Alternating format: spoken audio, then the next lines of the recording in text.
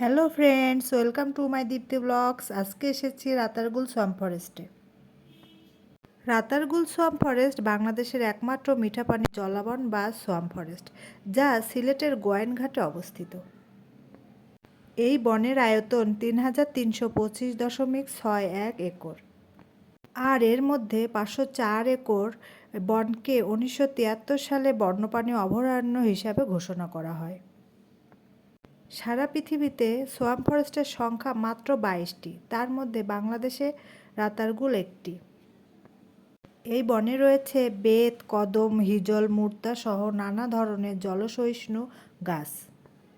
এছাড়াও জলমগ্ন এই বনে রয়েছে হিজল, কদম, বরুণ, অর্জুন, ছাতিম, গুটিজাম, আছে বটগাছও। এই বনের সাপের আবাস অনেক বেশি। এছাড়া রয়েছে বানর, গুইসাপ, সাদাবক, কানাবক, মাছরাঙা, টিয়া, বুলবুলি, পানকৌড়ি ও নানা জাতের পাখি। সিলেট শহর থেকে রাতারগুলের দূরত্ব মাত্র 22 কিলোমিটার। সিলেট থেকে সিএনজি কিংবা লেগুনার মাধ্যমে রাতারগুলে যাওয়া যায়। সারাদিনের জন্য সিএনজি ভাড়া নিলে 1500 থেকে 1800 টাকা ভাড়া পড়বে। সেক্ষেত্রে আপনারা রাতারগুলের সাথে বিছানাকান্দি অথবা ভোলাগঞ্জ ভ্রমণ করতে পারবেন। রাতারগুলে ঢোকার জন্য সরকারি ফি দিতে হয় এবং জঙ্গলে ঢোকার জন্য জেলেদের ছোট ছোট নৌকা পাবেন।